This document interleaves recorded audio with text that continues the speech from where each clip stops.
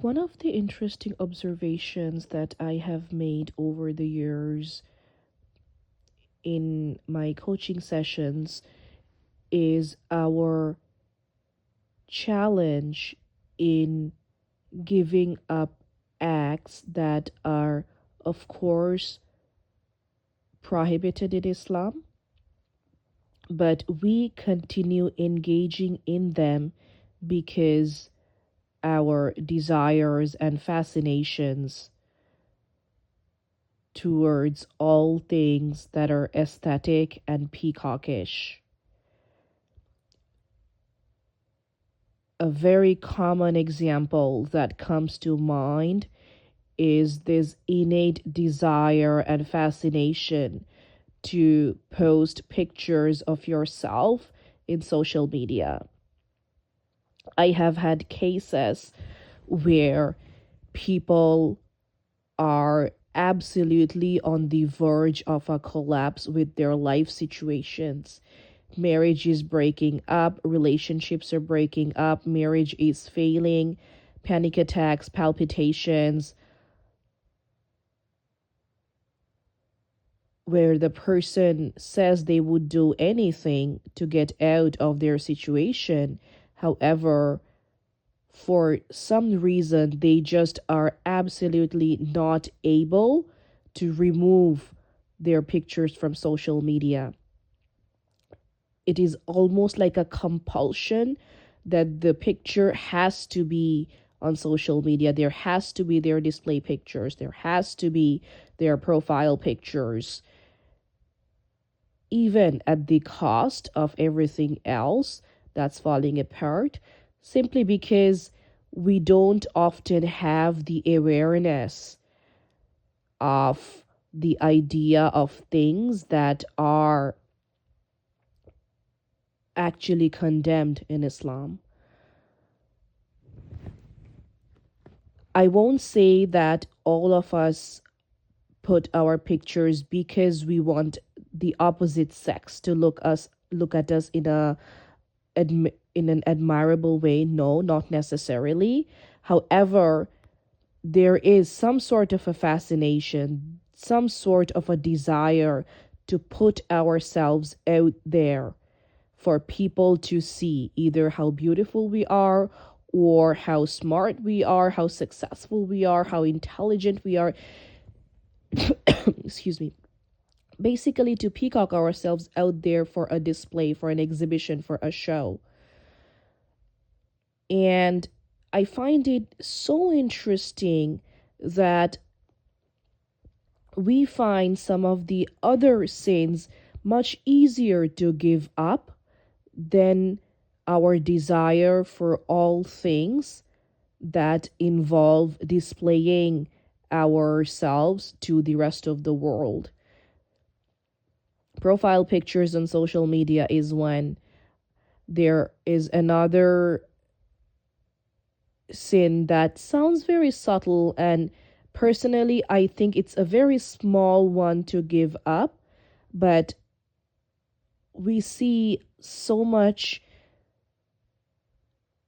nonchalance about it around us, and that is the idea of, for females actually, using cosmetics, lip balms, lip colors, etc., that contain non vegan ingredients and ingredients that are actually not alcohol free. I won't even talk about the permissibility or impermissibility of wearing lipsticks outside home or in front of other men in order to beautify yourself. That's for the scholars to bring their rulings on. But just the idea of wearing lip colors wherever you do, in whatever circumstances or situations or surroundings you are, the ingredients is so important because lipstick is something that you directly ingest.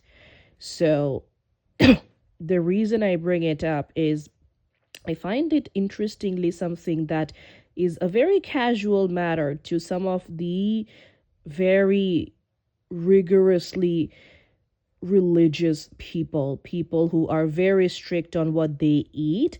However, when it comes to this one little change, one little swap, people find it very, very difficult to make that change.